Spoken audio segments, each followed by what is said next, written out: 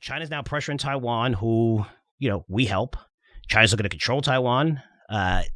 There's a lot of things here. I mean, if you have not seen the moves China has made since the election, I mean, there's something wrong with you. I mean, look at just against capitalism, the pressure they're putting on the tech companies, Alibaba, Tencent, Didi, all these names, all these announcements, all the gaming sector, everything. It's just, it is pretty crazy, and it's going to result in, I think, huge supply chain issues. It's going to result in, hey, you have Apple and Coca-Cola who would never, ever, ever, ever say anything bad about China, nothing. They're going to host the next Olympics. How is this going to work? I mean, there's a lot of companies that have exposure to China, and China accounts for 40% of the world's growth. It's the largest growth market. Are we going to bring a lot of these facilities back here? That's going to be a huge opportunity, maybe through the infrastructure bill. So there's going to be opportunities. But if you have exposure to China right now within your companies that you own, and you can see, look at the profits and the revenues. What's the percentage of 20, 30%? Significant, because there are going to be problems with that. And this is a major event. I think it's going to be marked in history as a major event. Just the pictures that I'm seeing. I think I'm with a lot of people here, maybe not, but I don't care. I don't about the blame and who do you want to put it on and political parties. For me, just from an investor perspective, I think this is really going to hurt the market. It's going to hurt sentiment.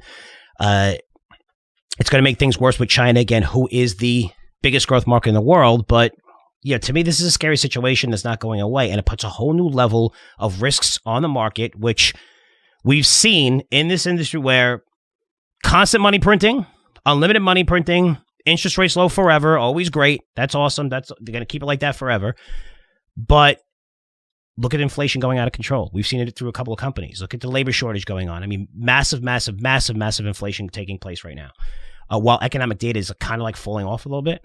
So, what do we do here? Because now we're like, okay, these risks we can handle. Now you throw on this massive geopolitical risk and weakening the ties between global partners and things like that.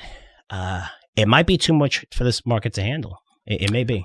Absolutely. I mean, are we still at all-time highs? I haven't checked it today, but I mean, we're knocking on all-time highs. So a pullback has to be in the cards at some point, or at least you would think. Since I say all that, it's probably not going to happen. Probably going to go straight up 10% from here and make me look bad. But the geopolitical risk, it's always been there with China. To your point, just in the last few months with crackdowns from, basically the Didi, the Uber of China, online gaming, online shopping, everything, big data. The umbrella of national security, Frank, is so big that every government can use that for any reason you want. We do that here. They do that over there. That's the way that game is played. What was interesting about all that, which I totally agree with about the new risk and added, Frank, the Financial Times, is it Financial Times? Yesterday had BlackRock, the largest asset manager. Are they at 10 trillion yet? I feel like Larry always comments about 7, 8, 9. I think I saw 7 point something. That's the last I saw. So they need a little bit of bump in the market to get to 10. They're dying to say double-digit trillions. I don't think they're dying to say that, though. I don't know if that's a good thing. Well, hell, they call it out every time. Every time I see the guy on TV, he's touting that number, so it cracks me up. When he hits 10, that'll be the ringing of the bell. But anyway, they're telling people that, hey, quit looking at China as an emerging market. They're the second largest economy, second largest bond market, et cetera, and they're basically telling them to increase their exposure to Chinese assets, and essentially saying, hey, all the risk you're seeing right now are baked in, and or the risk reward is in your favor.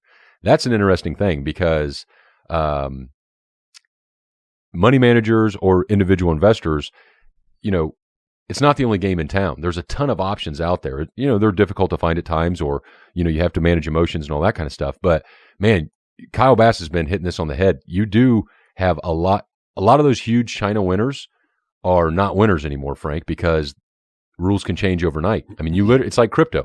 Crypto at least trades 24/7, but hell, you go to bed, you wake up, it could be up or down 20%. Mm-hmm. You have exposure to China, markets aren't open 24/7. You go to bed and bad news hits. When that market opens, it could be down 30, 40, 50% or more. And then you have the other outlier of saying, well, the government might just take your app off the store. It might just tell you to quit getting new customers. That's a big deal. So for the world's largest asset manager to come out and say that at the same time,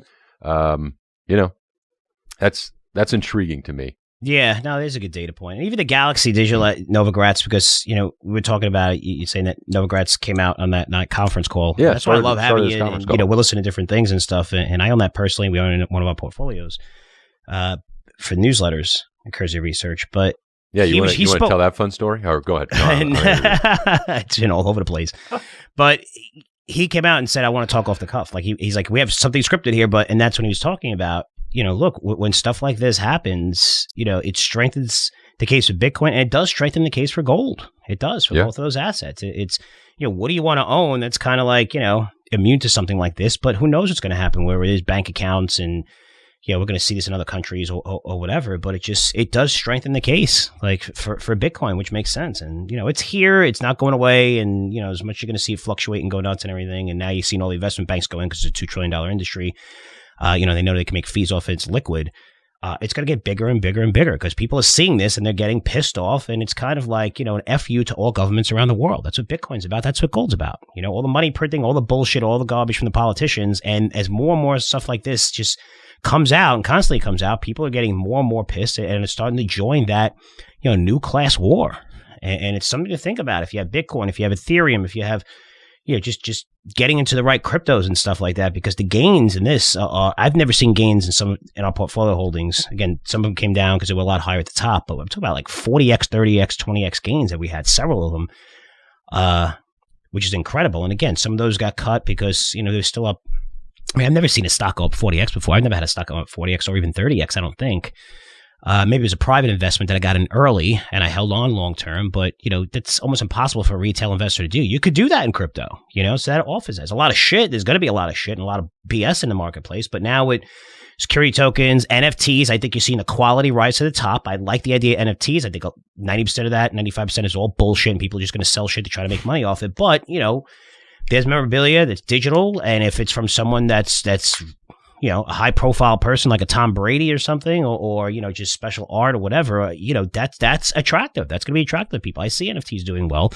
It's just you see every freaking idiot trying to make $1 trying to sell someone an NFT, which is crazy.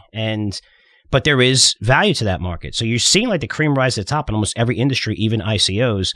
But just to see everything that's happening in terms of political, guys, pay attention to it, man. I mean, we talk politics, not just to talk politics, but it does influence how I'm choosing investments, what stocks I'm choosing, what stocks I'm getting out of, what I may short, what I may buy puts on. I mean, a lot of that has to do with what's going on around the world. And, you got to pay attention. You just got to pay attention. You can't just, close your eyes or look at one site and believe what everyone's telling you, even me. Research everything, guys. Research everything. You really need to in this market.